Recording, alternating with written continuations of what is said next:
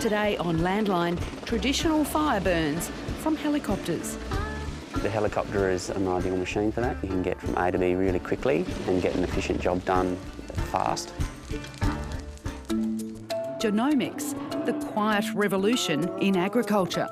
It's now used virtually in all the livestock industries, or at least the major ones, in beef and dairy cattle, in sheep, in poultry, in pigs, and it's also used very widely in plant breeding, in crops like corn. And turning cow poo into high-grade organic fertiliser. The products have a lot of carbon in them, which is unique to the actual product. It also has very good water holding capacity and nutrient holding capacity. So the granules do things that fertiliser can't do. Hello, I'm Pip Courtney. Sandalwood is prized for its fragrant oil, with the heartwood selling for up to $15,000 a tonne. To protect the native tree, harvesting is tightly regulated, but they need protection from bushfires. In a remote Western Australian community, they're combining traditional burning methods with modern techniques delivered by helicopter. Reporter Andrew Choundy explains heli burning.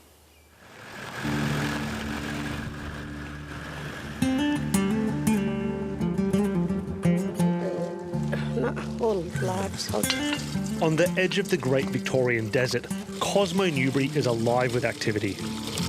The remote Aboriginal community of less than 80 people lies over 1,000 kilometres northeast of Perth in Western Australia's resource-rich goldfields. But it's not the prospect of finding gold that has the locals excited.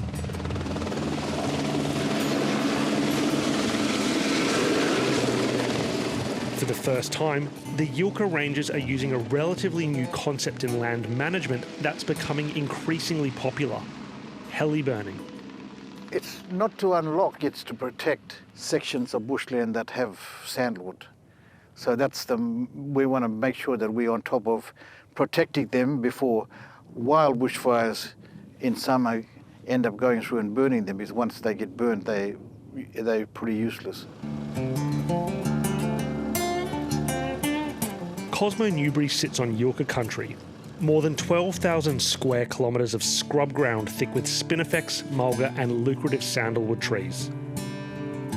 The heartwood can sell for as much as $15,000 a tonne, coveted by luxury brands from around the world for its aromatic oils.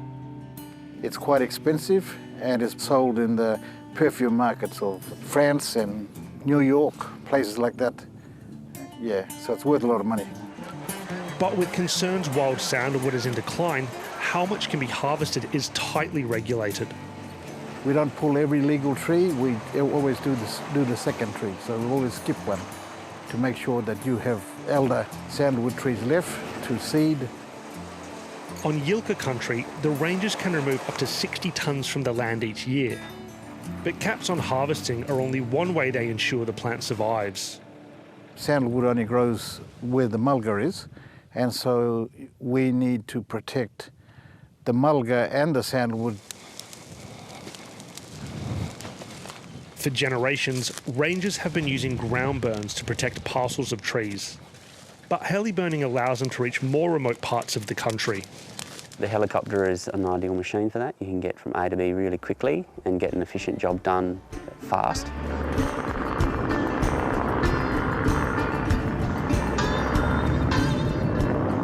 It's very precise, so with the right winds and the right drop rate and things like that, you can get excellent burns where you want them, whenever you need them.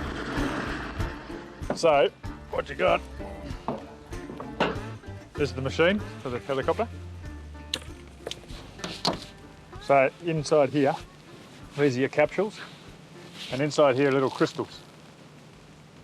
When you mix this one with these crystals, that's what makes the water.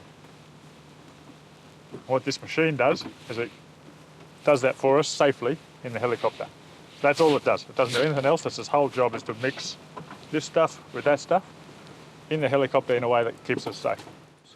But before they take to the skies, the rangers must be trained to use the equipment that will ignite the desert floor. And then when you press the go button, the machine will just run tick, tick, tick, tick by itself, and you just wait, and when you're ready to stop, you go stop. One, keep going. 2, keep going. 3, keep going. 4, keep going. 5, thanks mate. There we go, that's more like it. Before we do a flight, we make sure we get 5 of those. We test it, because we don't want to get up in a helicopter, fly around for 2 hours and not make any worry, you know. So.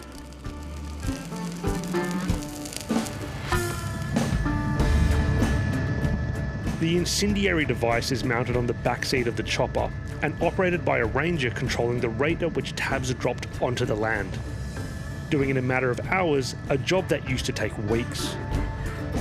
Flying time, we sort of did about 120 mile yesterday to the northeast of here. To cover that sort of land on foot, you did that in about an hour. What would you... Yeah, an hour and a half, an hour and 45. So yeah, to cover that in vehicles, you know, you're looking at a good day, 2 days. Finn Blackall has been flying helicopters for 6 years and says the number of people turning to heli burning is on the rise. We worked with traditional owners throughout South Australia and here in Western Australia. So it's always with rangers and multiple different desert alliances. In the helicopter, it's really important to make sure that everything's secured and tied up and you're comfortable. I'm never going to take off unless everyone's happy. It's starting to really sort of grow in demand in the last 5 years. We're seeing a bit more of an uptake on it. I don't know whether that's just awareness of how well it works. But with thousands of kilometres of land, knowing what to burn, or more importantly, what not to burn, requires an expert eye. That's a sandwood area we try to protect as well. Oh, I don't mind it, yeah. I don't mind flying an helicopter. It's good fun. Living and working on Yilka for more than 20 years, HJ knows the land better than most, from any angle. My role in this year's burn-off in with the helicopter role is being the navigator. So I help navigate where we're going to decide where we're burning and what burning. So up in there, I'm trying to do fire breaks, if you get what I mean. Trying to protect and do it so it's, in a way, it's trying to prevent larger fires. So we're trying to do smaller fires instead of larger fires.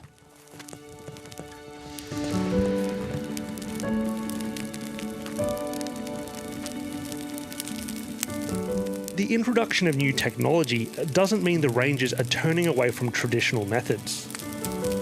This morning we've been doing a burn just to protect the area behind us is like a sandwood area, so it's an important part for the Yilka people to protect that resource.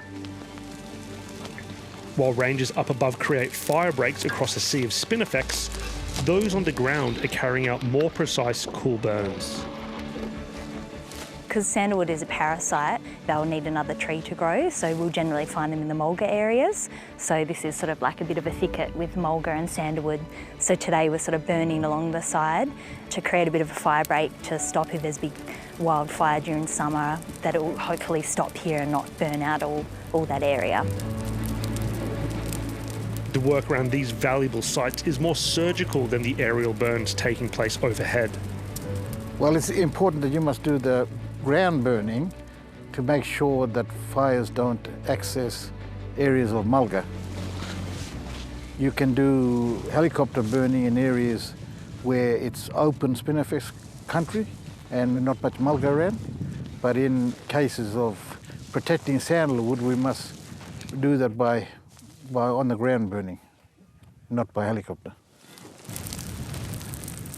But the ground burning is not just to protect wild sandalwood. So we plant a lot of seeds. So we've done a big map of country and we want to really protect all that resource because it's an income for us as well as under our ranger program.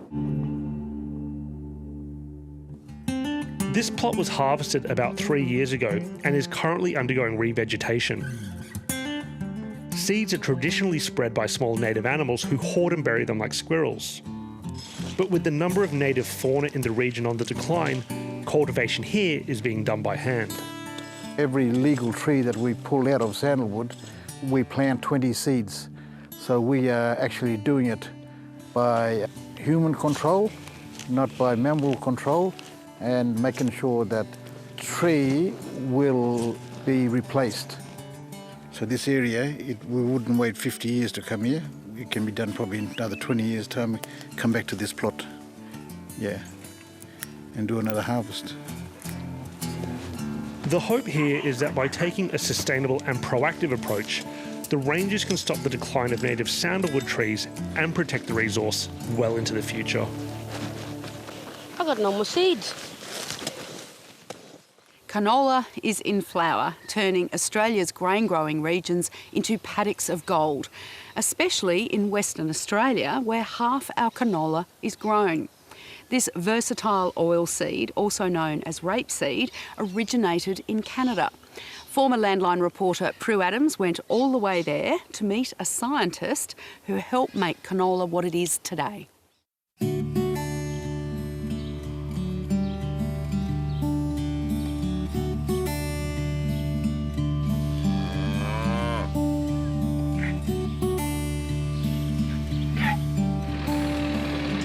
On the edge of Calgary, in Western Canada, the Chitwood family farms beef cattle, barley, wheat, forage crops and canola. My family has been farming in the Airdrie area, so we're just north of Calgary, since 1914. So we've farmed more or less the same bit of land since 1914. I'm fourth generation. I farm with my younger brother and my dad. Ian Chitwood is also Vice Chair of Alberta Canola, the levy-funded association which advocates on behalf of the state's growers. It's been a dry season and Ian's fields are not as good as he'd like, but he says canola is an extremely valuable crop in Canada and Alberta is canola heartland. Yeah, in Alberta we grow about 6 million acres. Overall, we're at about 23 million acres in production in any one year. It's been a big economic driver for agriculture. For a lot of farms, it is one of the most profitable crops in a lot of years. It's the only profitable crop the farmers grow. During July, Canada's southwest, the states that border the USA, are awash with fields of gold. Canada is the biggest canola producer in the world, growing almost 10 times as much as Australia. The industry employs 43,000 Canadians and contributes around $30 billion a year to the country's economy. What many people don't know is that canola is as Canadian as maple syrup. It's right there in the name. Canada, can, oil, ola. It was evolved from rapeseed more than 50 years ago, and I've tracked down the man responsible. He's 96 years old. Sometimes you're referred to as the father of canola. Do you take that on board, that well, I'm title? One of the fathers. I don't like the father because we were a team. Well into his 10th decade, plant breeder Dr. Keith Downey now lives with his daughter in a quiet street in the small Albertan town of Okotoks. His neighbours probably have no clue the humble man next door is responsible for developing an $80 billion a year international industry, the second biggest oilseed crop in the world after soybeans. It's a story that I think if it had been done in the States, they'd be bragging about it forever. But I'm glad we were able to do it, and I think it's turned out to be an important contribution to agriculture. To understand how it developed, you need to go back to World War II, when steam engines in trains and ships needed lubricating oil. And it turned out that rapeseed oil, with a high level of long-chain fatty acids, sticks to metal when washed with steam or water better than any other lubricant. And so it was considered an essential product for the war effort. Canada grew much of that wartime rapeseed. While the oil was considered edible, trials on rats began revealing it wasn't particularly healthy because of its high level of erucic acid. That's where Dr Downey and another plant breeder, Professor Balder Stephenson, stepped in to develop a low-acid rapeseed. Well, we both came up with lower rusic material, less than 2%, and began breeding that. There was something else the researchers had to do to make this new variety marketable. After the seeds are harvested and the oil is crushed, the leftover husks provided valuable protein-rich feed for livestock, such as dairy cattle and pigs. Trouble is, the old rapeseed contained high levels of glucosinolates, which are harmful to ruminants. So the researchers used classical breeding techniques to lower the glucosinolates, making the crop safe for humans and animals. At what point did you decide that it needed a new name, and why? Oh. And how did you come up with canola? Okay, well, I didn't decide. That was a decision made by the industry. They said, well, we don't like phoning up our customer and say, I've got some low rusic, low glucosinolate rapeseed for you. We need something to set it apart that I can sell as an entity. We'll put CAN for, and then Ola sounds like O, so we'll call it canola. So that's how that name came about, and it was a good decision, I think. Yeah. Good decision for Canada, maybe, but other rapeseed producing countries weren't convinced. The Europeans don't like it because they said, well, we could have a girola or we could have a franola, you know. So they still officially call it rapeseed over there, but they produce the canola quality. Canada is not unlike Australia when it comes to agriculture. Climate and topography means only 7% of land is suitable for growing crops. But the nation is vast, so that's still a lot of cropping territory. And there's plenty of good cattle ranching country too. Like Australia, Canada produces far more food than it can consume, so is a net exporter of agricultural products. Quick, quick, quick! In July, a group of agricultural journalists from across the globe toured the states of British Columbia and Alberta to report on this agricultural powerhouse of a country. If you look over in this field here, this is planted with beets for our overwintered beets. Wanting to learn more about the most Canadian of crops, I joined the canola tour. Welcome to Olds, Alberta, Western Canada, home of canola. More Canadian than the maple leaf flag. Canola is a winter crop in Australia. In Canada, it's grown over the summer months. It's sown in May, around the same time as ours, but is harvested much earlier, before the frigid winter sets in. So here in Canada, we grow on frost-free days, and in Western Canada, that's extremely important. And so I would say usually you want to target 90 days as your growing season from the last frost of the spring to the first frost of the fall. Amanda Hazlitt farms canola in rotation with wheat and barley. From a family of farmers, she's seen canola cultivars improve and adapt. It's kind of neat to think that the crop was developed here in the 1970s and we continue to farm it and adapt it to our ever-growing or ever-changing growing conditions, environmental changes. So it's neat to see it evolve through the years, definitely. 2 for you.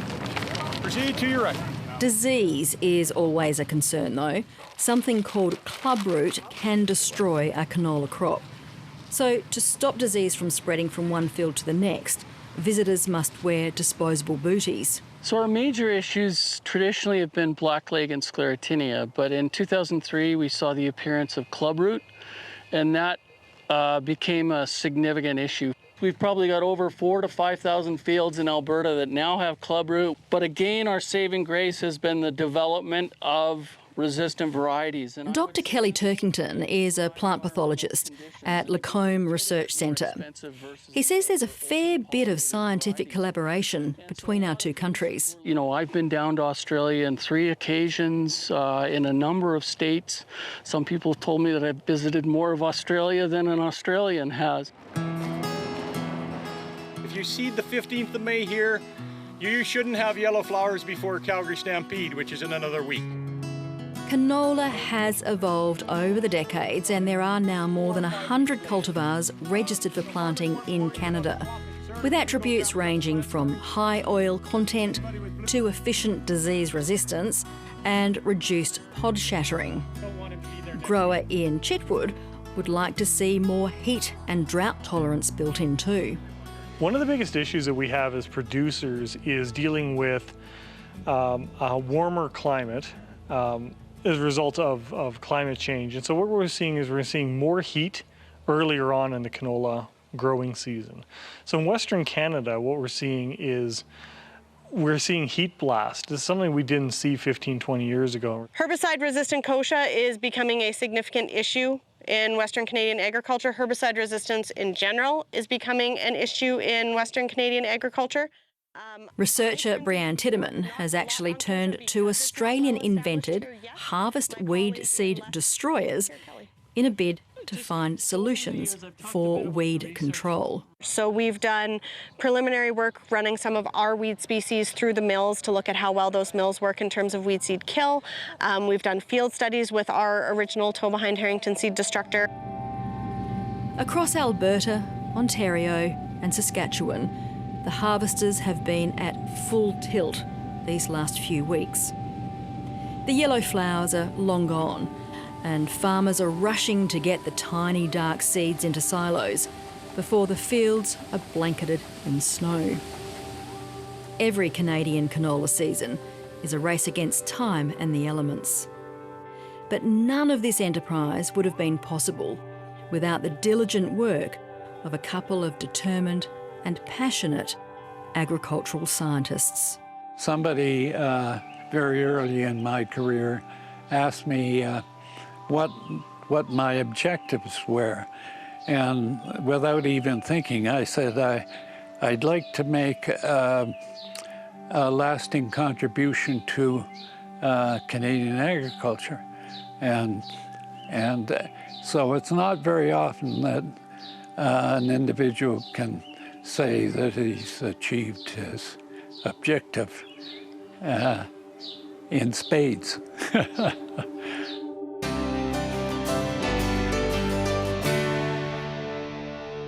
Hi, I'm Kath Sullivan. 800 people with non-Hodgkin's lymphoma are part of an Australian class action alleging Roundup's active chemical glyphosate caused their cancer. They've taken parent companies Monsanto and Bayer to the federal court, claiming they acted negligently by selling the product. Monsanto did everything it could to avoid confronting the reality that this chemical was a carcinogen. Both legal teams argued the science is on their side. Glyphosate is widely used in Australia to kill weeds. I've been on the farm now 42 years and I've been using glyphosate all of that period. I've always felt it was the most safest and is the most safest product in terms of chemicals we use on the farm. The beehive-destroying varroa mite is continuing to spread across New South Wales. The state's Department of Primary Industries says there are now more than 250 infested premises. Damage caused by invasive alien species is underappreciated, underestimated and often unacknowledged, according to a new report from the United Nations. It's found that globally invasive alien species are one of the top 5 drivers of biodiversity loss, alongside land and sea use change, direct exploitation of organisms, climate change and pollution. In Australia, invasive species are the leading cause of biodiversity loss and species extinction, with feral cats, carp, rabbits and red fire ants some of the worst offenders. But the headline figure we have is an economic one, so it's lots to do with the costs to agriculture of invasive alien species and the costs of management. And the global figure is $423 billion. and the Australian figure in that is $25 billion a year. Legislation that would rewrite the Murray-Darling Basin Plan has been introduced to the Parliament, but is yet to gain the support of the politicians needed to make it law. The Basin Plan was legislated in 2012, setting out how water in the rivers is shared between farmers, communities and the environment. Based on current progress, by the plan's June 2024 deadline, up to 750 gigalitres promised for the environment won't be delivered on time. It's absolutely vital that we get the Murray-Darling Basin Plan back on track. The Greens say the proposed changes don't go far enough. That water will need to be brought back and delivered real water for the river. The Coalition says regional communities will suffer. It's not the farmers. They walk away with their money in their pocket. It's the machinery dealer, it's the plumber, it's the hairdresser, it's the cafe that have money ripped out of their economies. And finally, the so-called father of the Svalbard Global Seed Bank is calling for greater investment in agricultural research. Dr. Carrie Fowler is the US State Department's Special Envoy for Global Food Security and has been visiting Australia. He says there are 800 million people on the planet considered food insecure, and more research is needed to ensure the world can be fed. We even need to be looking at a couple of moonshots, some big breakthrough kinds of technologies or innovations that can help us meet those goals. Because if we don't meet them, not only are we going to be facing humanitarian disasters, but we're going to be facing a lot of political instability. Hopefully we can bring you a longer interview with Dr. Fowler in coming weeks. For now, that's Landline News.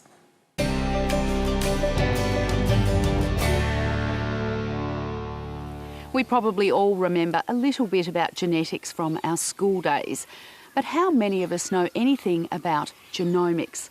Genomics is the study of genetic material, its function and structure. And as Landline's Tim Lee discovered, it's opening up amazing new horizons for animal and plant breeders.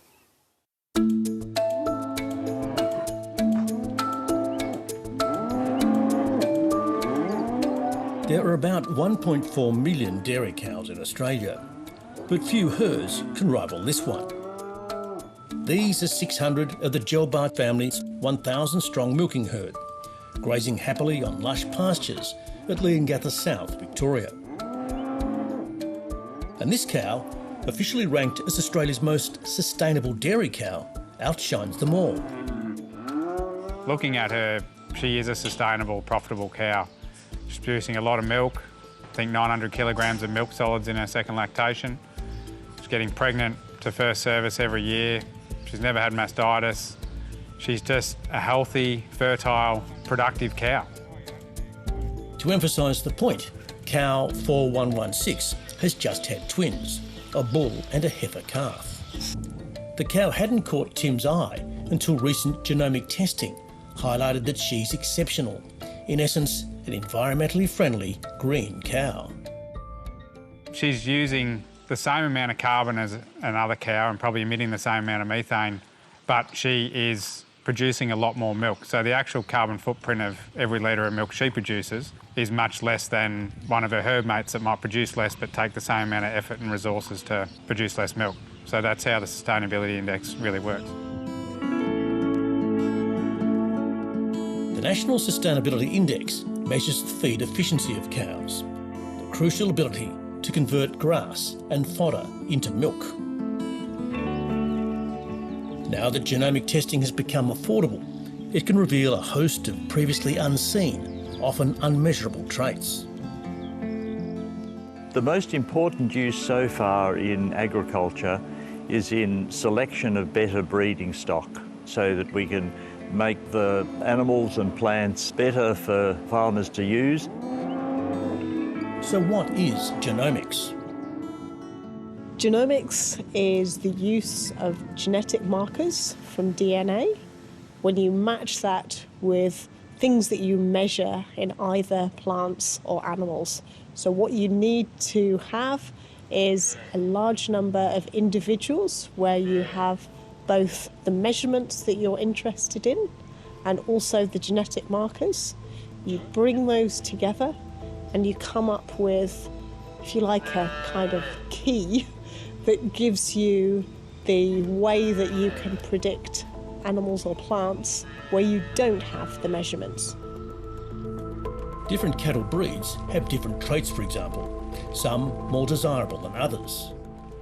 And genomics allows you to have a lot more precision in understanding how that trait is actually determined genetically. Genomics uses an animal's DNA by reading its unique genetic code. So for a baby calf, for instance, you can get either an ear notch or some tail hairs that we extract the DNA from, and then we can provide the farmer with around about 47 different breeding values and selection indices that they can use to make decisions in terms of keeping the best animals as replacements in their herd. The samples are analysed in Agriculture Victoria's lab in Melbourne. Once it arrives here in the lab, we put those little follicles into a tube and extract the DNA from it. Do that in about a few hours. And then the DNA goes through a very specific assay with a specific instrument that we have here, where we determine the base call at about 50,000 sites in the genome. There are about 3 billion sites, and we're only calling about 50,000 of those. Those 50,000 are then used to predict the performance of that animal based on a reference population that we have. Advances in technology, most notably computer power, have greatly accelerated the ability to collect, analyse and utilise genomic data. Illumina is a global company that manufactures sophisticated genomic testing machines. It makes equipment that allows researchers to characterize genetic material, whether it's in plants, animals or human, and then also another type of equipment that allows people to test for specific genetic markers to be used in various types of applications, either in medicine, for human disease, or in agriculture, for specific markers in crops or livestock breeding. Genomics relies on billions of bits of information, cross-checked against countless individual animals. We need to build genomic reference populations, which is where we have these genetic markers on tens of thousands, even hundreds of thousands of individuals, and we also need to have the measurement that we're interested in. So it's quite easy for milk production traits because farmers measure that routinely. We can match that with the DNA and come up with this genomic prediction equation that we then apply to the genotypes or the genetic markers of animals where we have just genetic marker information but no measurements to date. So it's absolutely amazing in terms of the way it can be used and the power of it. A decade ago, Victorian dairy scientists set up the National Feed Efficiency Index. Then we matched that to the genomic data. We didn't stop there. We actually worked with collaborators from across the world to bring in all of the data that they'd collected as well. And it helped us to develop what's known as feed-saved breeding values. So Tim Gelbart knows the precise production figures and traits of all his herd. A genomics test costs about $50 per cow, but he recoups that in extra production within about a year. It's like building your own race car. You can breed for specific traits. You can segregate your herd, and there might be a fertility problem on one side, so you can use a bull that might be higher in fertility. You might have some cows that are really productive but less fertile, so you can use a fertile bull on them, maybe lower their production. So you can actually target breed to improve traits that might be lacking. And it can be done more speedily. And we can achieve that faster than in the past. So we can make more progress, whether it's in making them more profitable or more sustainable, or whatever is your breeding objective, you can use genomics to get there faster. That's especially useful to the dairy industry.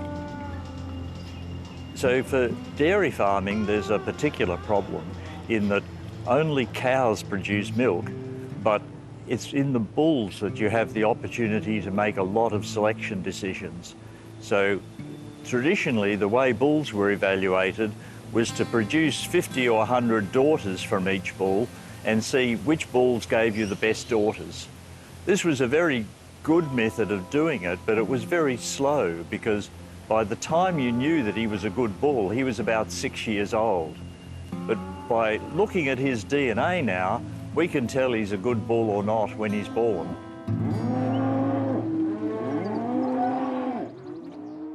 Australian scientists played a crucial role in the development and use of genomics. A team led by the brilliant Professor Mike Goddard found a way to read the complex DNA code. Their scientific paper outlined a process called genomic selection. At the time we published it, there wasn't an economical way of implementing that. But within 3 or 4 years, there was. A technology in the lab called SNP chips got invented and commercialised, and all of a sudden people could implement genomic selection more or less as we had described it in the 2001 paper. The technology is seeing a rapid upswing globally. It's now used virtually in all the livestock industries, or at least the major ones, in beef and dairy cattle, in sheep, in poultry, in pigs. They all use genomics, especially in the big breeding companies. And it's also used very widely in plant breeding, in crops like corn. And just the other day, a colleague was telling me how they're using it in sugarcane. Bruce Ronalds works for ABS Australia, a global leader in elite dairy bovine genetics that supplies semen from the finest bulls in Australia and around the world. It's critical to our business here in Australia and around the world. Genomics, I think since its introduction or its growth here in Australia in 2012, it's allowed us to run all our bulls globally, not just here in Australia but overseas on genomics to look at different traits that we see ideal for the Australian market. Though genomics enables breeders to accurately predict, at birth, an animal's qualities, it still gets measured against how its life actually unfolds.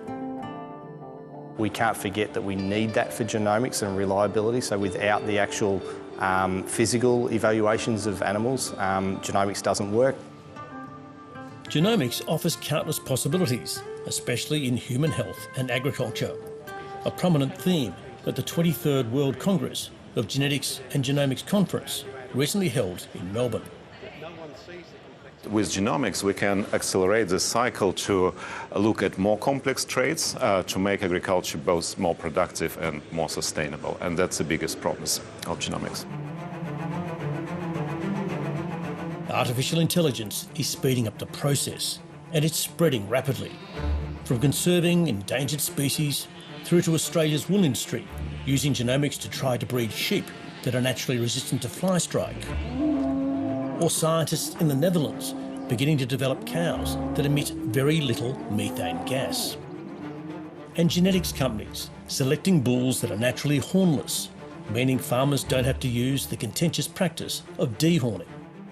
We're pretty excited as the growth that we're getting in our breeding program with polled and the genomics that are coming through for polled.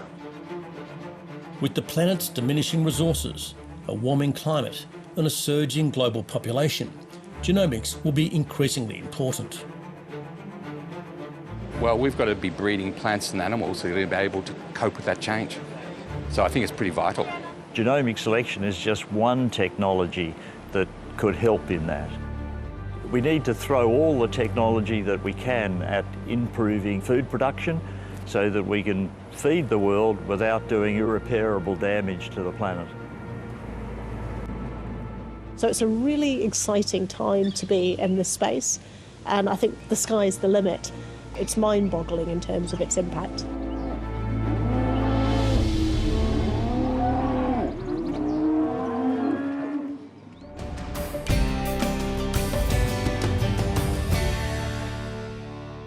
G'day, I'm Matt Brand. It was another tough week for livestock prices, so before we get to that, here's some positive news. This is a Speckle Park bull born without speckles. His name is Born Ready Shady, and he sold at auction for $150,000, which is a world record price for the breed. His owners say they are still in shock. This bull actually had a reserve price of just $6,000.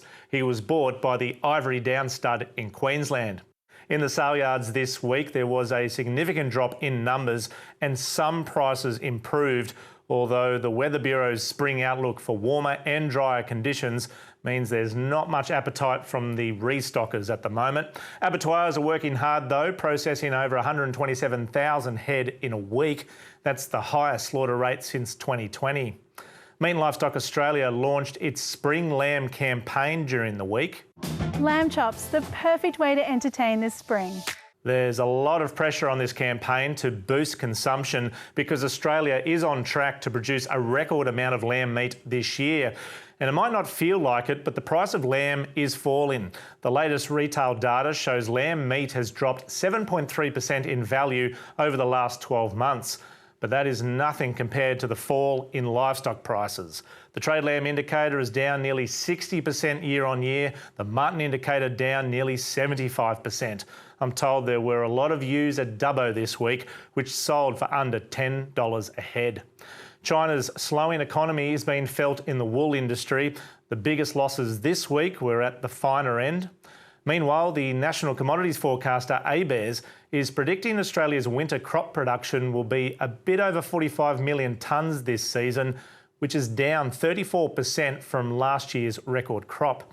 Yields are expected to be below average, and at this stage, the cropping regions facing the toughest conditions appear to be Queensland, northern New South Wales, and the north and eastern zones of WA. With yields down and the weather forecast looking dry, Aussie grain prices remain strong. I'm told orders from China continue to rack up for barley.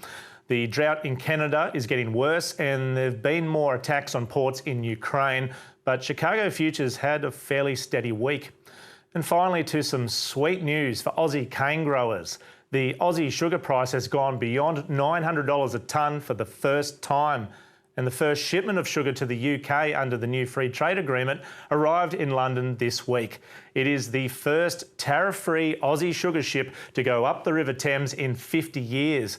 And with a ban on Indian sugar exports potentially just weeks away, Aussie sugar is quickly turning to gold. That is the Landline check on prices. Keep it rural.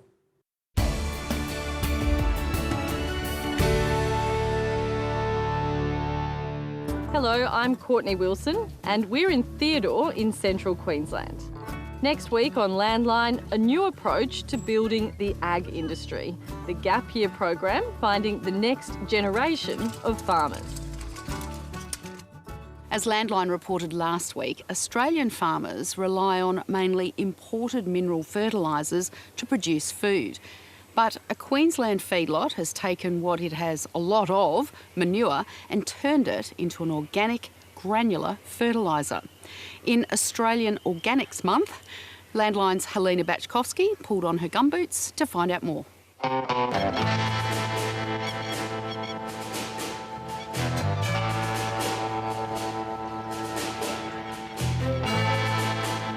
All is peaceful in this feedlot on Queensland's Western Downs.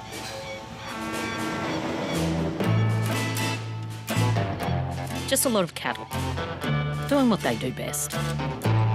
Eating, resting, and pooing. These are some of 75,000 head of cattle here at the moment. The lot has the capacity to hold just under 80,000. The Moreton Cove feedlot has been operating since 2007 and claims to be the largest in Australia. Recently, they've begun to look at how they can do things a bit differently. Executive Chairman Charlie Mort says there's a good reason to innovate in this sector. Feedlotting is a small margin business, so firstly, I've got a responsibility to make sure that the company's making money. So it's a small margin business. We've just had, the markets are in turmoil at the moment. We have to innovate and be different than others. Those innovations are varied, but there's a focus on environmentally friendly products and outcomes. Dr. Melissa George, a vet and research scientist, looks after animal performance and digestive health on the feedlot through formulation diets. We're really passionate about the environmental impact of cattle out here, and so we've been studying the effect of a methane mitigation technology called Bovaer that reduces the methane emissions of cattle. With that feed additive, we embarked on a 9,500 head large pen study on animal performance and methane reduction. Bovaer was developed by Dutch company DSM as a feedlot additive. It was evaluated by Meat and Livestock Australia. They found it reduced methane production in feedlot cattle by up to 90%. We started with figuring out how to put this Bovaer in the bunk and getting cattle to eat it. It comes too concentrated, actually. It's a synthetic product, and so we needed to dilute it to make it where the cattle would eat it at the right amount. So we developed something called the Bovaer mash, which is a mix of dry rolled wheat, mill run, veg oil, and we were able to dilute it down. Oh, it smells a bit like a brewery now. Yeah. Feedlot manager Sam Clothier works closely with Dr. George to ensure the animals are getting the correct feed. Well, this is a cool room with very much its own distinct smell. Yes, it smells absolutely beautiful in here, and I think, yeah. And what are we looking at? So this is actually our commodity area, so this is where our feeding team actually builds the rations themselves. Inside the loader itself, they've got a recipe card with volumes and weights of each particular commodity to actually load into these mixer boxes. And inside those mixer boxes are stationary mixers that actually mix that recipe and, I guess, create that ration prior to heading up the conveyor belt and going into the back of the feed trucks. So. And what's in the recipe? I mean, what's in this one? So in these bays here, this is steam flake wheat, and then we've got 2 bays of steam flake barley. Moving back down the right-hand side here, we've got corn silage, white cottonseed meat. It's like a warm bowl of porridge every morning on your table, so, yeah. And so is this hot? Yes, so oh, yeah, it is. 50 degrees, yeah. So straight from the mill, so... It looks good enough to eat, like seriously. Yeah, I mean, yeah. it looks like oats. Yeah, it looks like the rolled oats you'd have for brekkie in the morning. Is it weird if I eat some? No, definitely not. It's chewy. Yeah. Just need some sultanas. Exactly.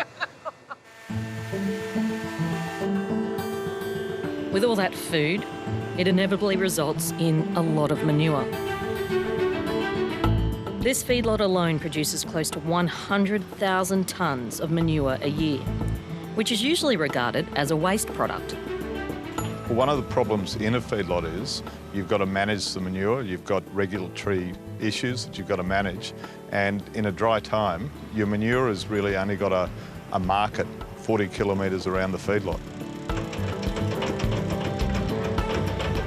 Over the past 18 months, Mort & Co have been turning that waste product into a commodity that can travel much further than 40 k's. They have figured out a way to turn the manure into an organic fertiliser in granular form. You wouldn't think that turning cow poo into fertiliser would be that hard, but behind this door, we've been asked to film only certain aspects of the process. Because even though it's nature's fertiliser, making it environmentally friendly and transportable requires human intervention, and how they do it is a secret.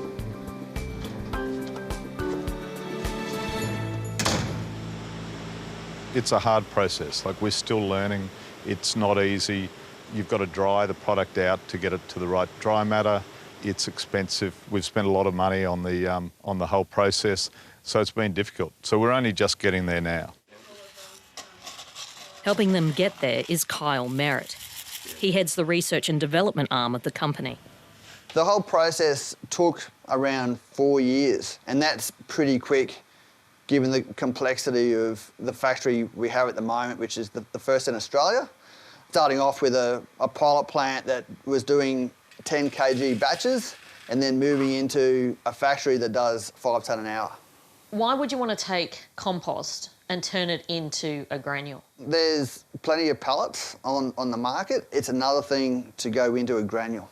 That's a whole level of new complexity which hasn't been done. But you need to have a granule so it can be applied through air seeders, put up through augers and stored in silos.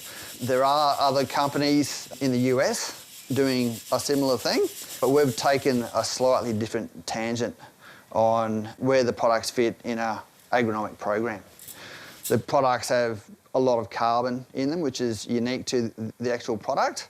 It also has very good water holding capacity and nutrient holding capacity. So the granules do things that fertiliser can't do. How we've been able to produce... David Statham is a cotton farmer near Moree.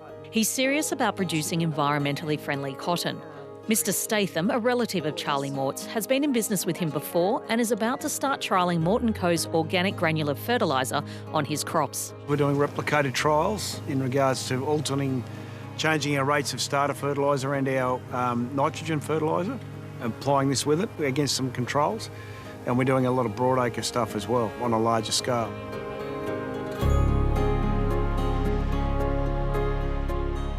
Along with real-life application, there has been numerous trials both in-house and externally, including Queensland's Department of Agriculture and Fisheries, something that has impressed the Stathams.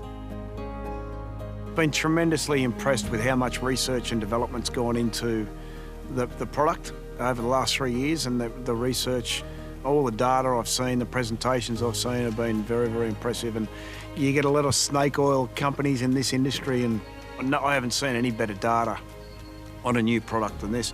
Having been involved with fertiliser on a large scale at Sundown Valley many years ago, and my father playing with chicken manure for all those years, and having cow manure from all the feedlots, we know what it can do on a pasture base. So the concept and the logic behind putting it into a usable form for using on a broadacre scale has got a lot of merit to it. Farms manager Ben Carrigan uses effluent from the feedlot to irrigate crops in trial plots. And for the past 2 years, he's been using the organic granules. We've done 2 trials, so we've trialled multiple different approaches of spreading it across the top of the land like a traditional fertiliser, and also putting it down with the seed, so it has the ability to activate straight away. The seed can get its roots straight into that and get a really good establishment, which is key for the crop. What have you learnt? What have we learnt? We're having really good results versus synthetic starter fertiliser, so we're able to essentially almost replace that on this farm here, is what we've found. Our yield results have been very pleasing, and the return per hectare net cost has been quite good actually. It's something that we've achieved sensational results, especially in wheat. Along with the organic fertilisers, Mort & Co are working on reducing and repurposing another waste product. Cotton seed is fed to the cattle, but often much of it is left behind. In another factory at the feedlot, they are turning every part of the cotton seed into a usable product. So first stage of the process is we bring in the cottonseed meats and we're putting those through an extrusion process. So it's a non-chemical, non-solvent that provides high heat, pressure to start to break down the seed. Separating the hulls for the feedlot, the high-protein meal as a supplement for the cattle, and they're creating a cottonseed oil marketed for human consumption.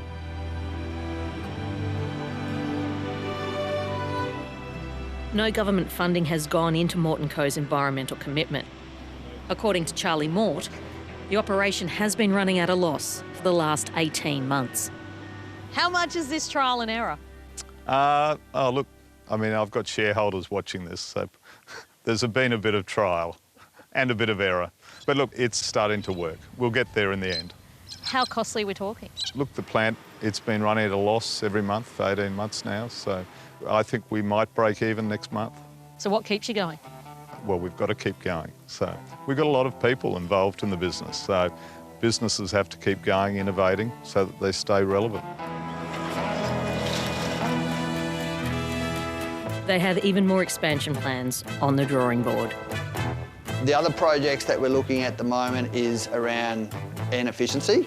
So we see a great opportunity, for example, in the Great Barrier Reef, to be able to help with nitrogen efficiency and reduce nitrogen inputs and then save on emissions. It's very exciting stuff. It is exciting stuff. There's almost too many avenues to go down, but we're trying to concentrate on the biological aspect of what we do because we're dealing with an organic product at the moment. That's where the market niche is, and that's where we think the future is. putting a whole lot of poo to good use. And that's Landline for today. But before I go, here's the all-important weather update from the Bureau. From all the team, bye for now.